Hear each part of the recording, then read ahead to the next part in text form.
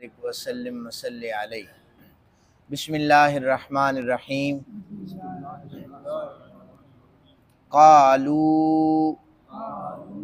या मूसा इन्न फ़ीहा क़ौमन जब्बारीन व इन्ना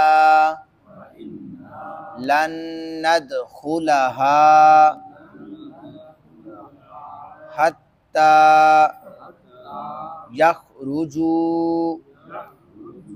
मिन्हा फ़इन यखरुजू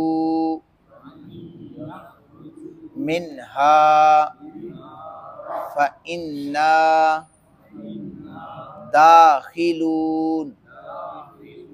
क़ाल रजुलानि मिनल्लज़ीना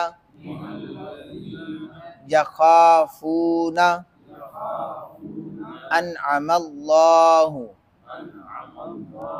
अलैहिम अदख़ुलू अलैहिमुल बाब फ़इज़ा दख़लतुमूहु फ़इन्नकुम ग़ालिबून व अलल्लाहि फ़तवक्कलू इन कुन्तुम मुअमिनीन। दो आयात तीन मज़ीद समात फरमा लें। क़ालू या मूसा इन्ना लन नदखुलहा अबदम मा दामू फ़ीहा फ़ज़हब अंत व रब्बुक फ़क़ातिला इन्ना हाहुना क़ाइदून। क़ाल रब्बी इन्नी ला अमलिकु इल्ला नफ़्सी व अख़ी फ़फ़रुक़ बैनना व बैनल क़ौमिल फ़ासिक़ीन। क़ाल फ़इन्नहा मुहर्रमतुन अलैहिम अर्बईन सना यतीहून फ़िल अर्द फ़ला तअस अलल क़ौमिल फ़ासिक़ीन। तर्जुमा समात फरमाइए।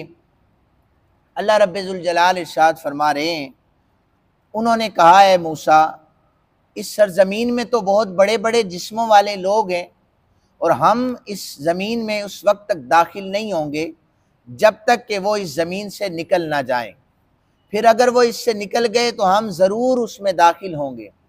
अल्लाह से डरने वालों में से दो आदमियों ने कहा कि जिन पर अल्लाह ने इनाम फरमाया था, तुम दरवाज़े से इन पर दाखिल हो जाओ। जब तुम दरवाज़े से दाखिल हो जाओगे तो बेशक तुम ही गालिब रहोगे। अल्लाह ही पर तवक्कल करो अगर तुम मोमिन हो। उन्होंने कहा है मूसा, बेशक हम हरगिज़ कभी भी उस ज़मीन में दाखिल नहीं होंगे जब तक वो उसमें हैं। सो आप और आपका रब जाने और दोनों उनसे जंग करें, बेशक हम यही बैठे रहेंगे। मूसा ने कहा है, ऐ मेरे रब, बेशक मैं सिर्फ अपने आप का और अपने भाई का मालिक हूँ, तू हमारे और नाफरमान लोगों के दरमियान फैसला फरमा दे। अल्लाह अज़्ज़ा वजल ने फरमाया, ये अर्ज़ मुक़द्दसा 40 साल तक इन पर हराम रहेगी, ये ज़मीन में भटकते फिरेंगे। सो आप इन नाफरमान लोगों पर अफसोस ना करें। ये इन आयात का तर्जुमा है, पहले भी बयान हो चुका है। ये कुरान पाक की आयात बार बार जब्बारीन का ज़िक्र कर रही हैं कि असल में यहूदियों का जो ताल्लुक़ हज़रत मूसा अलैहिस्सलाम के उम्मतियों का ताल्लुक़ बयान हो रहा है कि किन लोगों ने नाफरमानी की तो अल्लाह ने उन्हें नेस्तो नाबूद किया और उनके लिए खुले अज़ाब का ऐलान फरमाया। और फिर मैंने कल भी अर्ज़ की थी कि हज़रत मूसा अलैहिस्सलाम के उम्मतियों को उसी वक्त जो गुनाह करते थे उसका अज़ाब दिया जाता था। और ये जो 12, फिर मैंने जिक्र किया था कि 12 चश्मे भी जारी किए थे। इसी तरह ये 12 कबाइल थे। हज़रत मूसा अलैहिस्सलाम ने एक एक बंदे को उनमें से चुना था।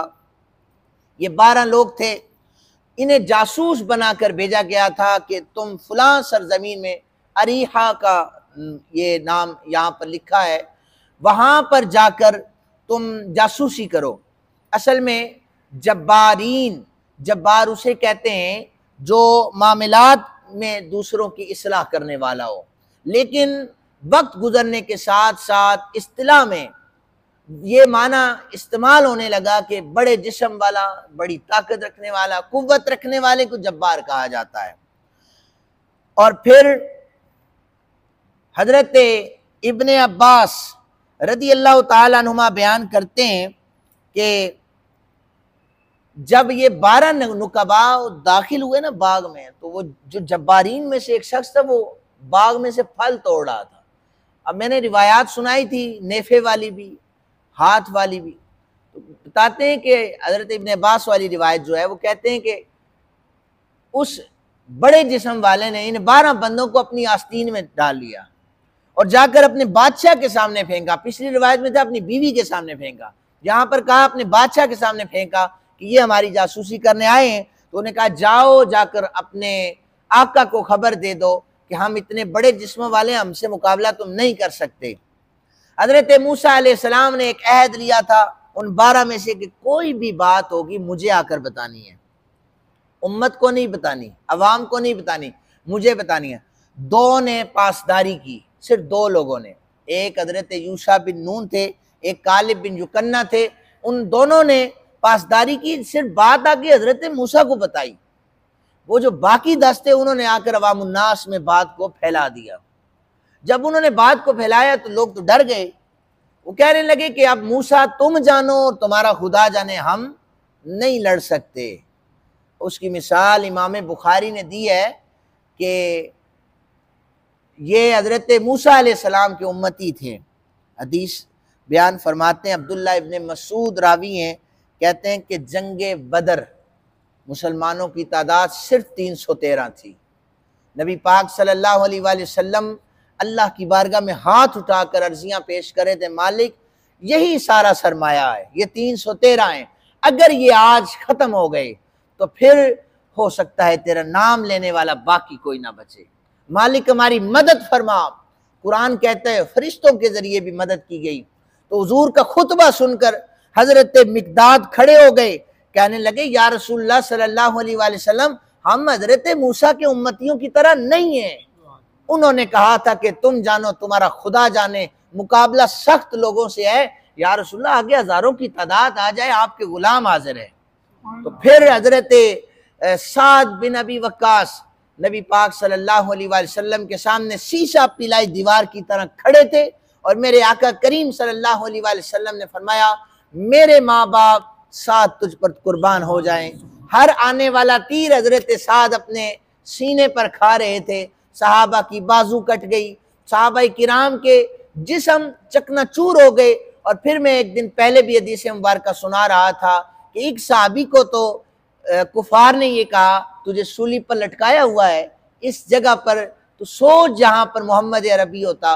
तो कहने लगे कि नहीं, मैं नहीं ये मान सकता, ना ही मैं अकीदा रखता हूँ, बल्कि मेरा अकीदा ये है कि मेरे आका करीम सल्लल्लाहु अलैहि वसल्लम को एक कांटा तक ना चुभे।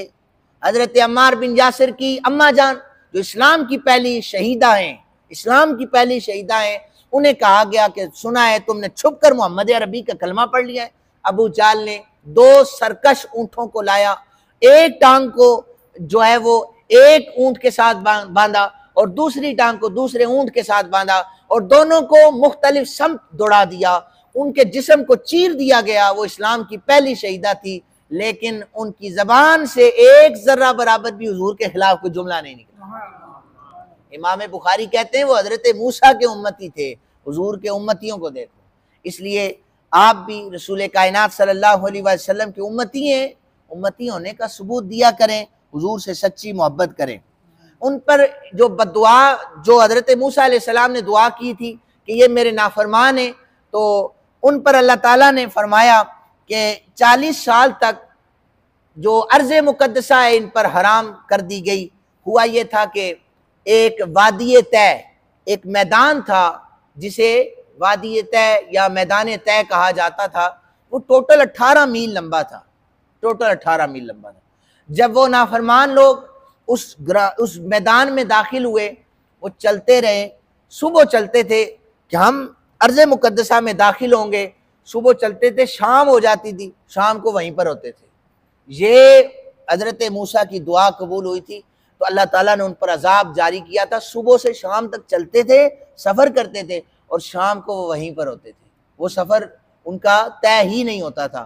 तो अल्लाह ताला हमें अंबिया अलैहिस्सलाम के बारे में सही अकीदा अता फरमाए और सही मानों में उम्मती होने का हक अदा करने की तौफीक अता फरमाए। वमा अलैना इल्लल बलागुल मुबीन।